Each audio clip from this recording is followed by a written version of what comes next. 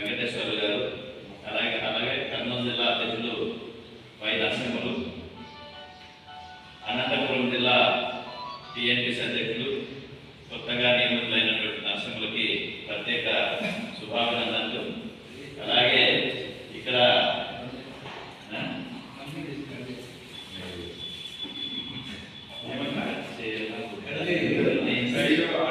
కార్యక్రమం రాష్ట్ర వ్యాప్తంగా కార్మిక చైతన్య బస్సు యాత్రకు సంబంధించినటువంటిది చర్చించుకోవాలనే ఉద్దేశంతోన ఈ సమావేశం.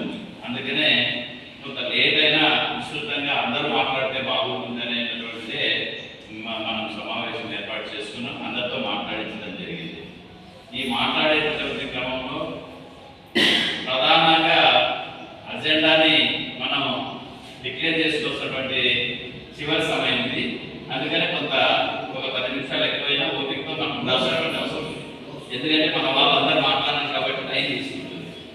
ఈ ఉద్దేశంతో మనం కార్మిక చైతన్య యాత్ర రాష్ట్ర వ్యాప్తంగా మనం ఏర్పాటు చేసుకుంటే మనం ఆల్రెడీగా ఒక కార్యక్రమాన్ని షెడ్యూల్ ప్రిపేర్ చేసుకున్నాం, రాష్ట్ర వ్యాప్తంగా నిర్ణయించి.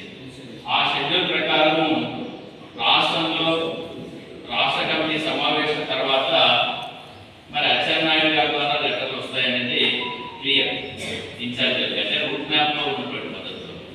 అయితే ఇప్పటికే మన షెడ్యూల్ ప్రకారం నిర్ణయించినటువంటి తేదీలు మార్పులు జరుగుతాయి.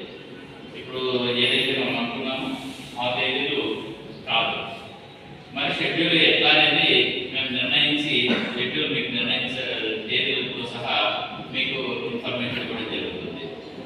రెండోది ఏమంటే ఈ రాష్ట్ర వ్యాప్తంగా మన తోటి సభ్యులు చెప్పడం దానికి వెంటనే నాగభూషణ్ గారు కూడా వివరణ ఇచ్చే ప్రయత్నం చేసి ఈ రెండు కరెక్ట్ కాదు. ఎందుకంటే రాష్ట్ర వ్యాప్తంగా జరుగుతున్నటువంటి చైతన్య యాత్ర రాష్ట్ర డీజీపీకి లెటర్ ఇవ్వడం జరుగుతుంది. డీజీపీ ద్వారా ఇక్కడ ఉన్నటువంటి ఎస్పీలందరికీ ఇన్ఫర్మేషన్ ఇస్తుంది. అక్కడ పర్మిషన్ వచ్చేసి ఎస్పీ ద్వారా ఏ రూట్లలో ఆ బస్సు యాత్ర ఉంటుందో ఆ బస్సు యాత్ర రూట్లో ఉన్నటువంటి పోలీసులు కూడా సిఐ లెవెల్లో డిఎస్పీ లెవెల్లో ఇన్ఫర్మేషన్ ఉంటుంది. ఆ లెటర్ మనకు వచ్చిన తర్వాత ఆ లెటర్ మనం ఇచ్చేది ఉంటుంది, పర్మిషన్ తీసుకునేది ఉండదు. ఆ బస్సు యాత్రను ఎవరు ఆటంకం చేయాలి, దీన్ని దృష్టిలో పెట్టుకోండి.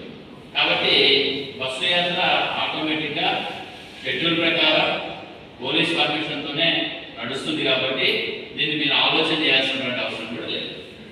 ఇకపోతే మీకున్నటువంటి డౌట్ అంతా ఇన్ఛార్జీలు నియమించారు కాబట్టి ఇది మన పార్టీలో ఉన్నటువంటి పద్ధతి. ఎక్కడికక్కడ తెలుగుదేశం పార్టీ ఇన్ఛార్జీలే ఆ నియోజకవర్గాల్లో సుప్రీం కాబట్టి వాళ్ళ యొక్క పర్మిషన్, వాళ్ళ యొక్క అన్ని రకాల సహాయ సహకారాలు ఉంటే తప్ప నియోజకవర్గాల్లో మన చైతన్య యాత్ర సక్సెస్ కావడం జరగదు. ఎందుకంటే మనం రాష్ట్ర కమిటీలు, మండల కమిటీల వరకు నిర్మాణం జరగలేదు. ఈ నియోజకవర్గ ఇన్ఛార్జీలు ఇచ్చినటువంటి పేర్లతోనే ఆ కమిటీలతోనే మనకు స్ట్రక్చర్ అనేది ఒకటి ఏర్పాటు జరిగింది. కాబట్టి ఈ స్ట్రక్చర్ ప్రకారమే ప్రజెంట్ మనం పనిచేయాల్సినటువంటి అవసరం ఉంది. రాబోయే కాలంలో కార్మిక విభాగాలు ఏ విధంగా పనిచేస్తాయో, మనం ఎక్కువ కార్మిక సంఘాల రిజిస్ట్రేషన్లు జరిగిన తర్వాత ఆయా జిల్లాలో ఇప్పుడు మీరు ఇంట్రొడక్షన్ అంటారు కదా, పరిచయాలైనటువంటి వాళ్ళు, ఈ పరిచయాలైనటువంటి వాళ్ళు రాబోయే కాలంలో మీరు కార్మిక సంఘాలు నిర్మించుకోవాల్సినటువంటి అవసరం ఉంది. కార్మిక సంఘాల నిర్మాణం జరిగితే రేపు నిజంగా కార్మిక వర్గంతోనే మన కంపెనీలు ఏర్పాటు అవుతాయి. అప్పుడు కార్మిక వర్గంతోనే మనం కార్యక్రమాలు నిర్వహించుకోవడానికి వీలవుతుంది. ఇప్పుడు దీన్ని టీఎన్టీయూసీని ఎక్కువ ఎక్స్పోజ్ చేసేటటువంటి కార్యక్రమం ఒకటి జరుగుతుంది. ఒక భాగం అయితే ఇది 10% మాత్రమే. 90% ఏమంటే ఆయా నియోజకవర్గాల్లో రాష్ట్ర వ్యాప్తంగా ఉన్నటువంటి కార్మికులను చైతన్యం చేసి ఈ రాష్ట్రంలో ఒక దుర్మార్గుడైనటువంటి పాలకుడు మన రాష్ట్ర సింహాసనం మీద కూర్చొని ఉన్నాడు. అలాంటి దురదృష్టకరమైనటువంటి పాలకుని, దుర్మార్గమైనటువంటి పాలకుని మనం అద్దె తెచ్చాల్సినటువంటి అవసరం ఉంది. అందుకని ఈ చైతన్యం చేసుకొని ఆ ఓటులంతా కూడా వ్యతిరేకంగా జగన్ అనేటటువంటి దుర్మార్గమైనటువంటి పాలకులకు వ్యతిరేకంగా మనం మన తెలుగుదేశం పార్టీని గెలిపించుకోవాల్సిన అవసరం ఉంది. ఈ ఓట్లంతా కూడా ఆయన నియోజకవర్గాల్లో నియోజకవర్గ ఇన్ఛార్జీలు ఎవరైతే ఉంటారో వాళ్ళు గెలిస్తే తప్ప చంద్రబాబు నాయుడు గద్దె మీద కూర్చునేటటువంటి ప్రసక్తే లేదు. జగన్ గద్దెదించేటటువంటి ఈ ఒక మహా యజ్ఞంలో మనమందరం కూడా చంద్రబాబు నాయుడు గారిని సీఎం చేసుకోవాలంటే తప్పని పరిస్థితుల్లో నియోజకవర్గ ఇన్ఛార్జీలు ఎమ్మెల్యేలుగా చేసుకోవాలా. మనకు ప్రత్యక్షమైనటువంటి సీఎం ఓటేసేటటువంటి అర్హత మనకు లేదు. మనం ఎమ్మెల్యేకి ఓటేసుకునే అర్హత మాత్రమే మనకు ఓటు ఇచ్చింది ఈ ప్రజాస్వామ్యంలో.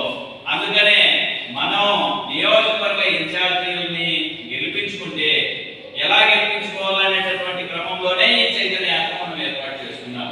అందుకనే మనం ఏదైతే బాధ్యతగా ఉన్నామో వాళ్ళందరూ కూడా ప్రత్యేకమైనటువంటి బాధ్యత పైన అంటే నచ్చజెప్పేటటువంటి క్రమంలో ఇన్ఛార్జీలకి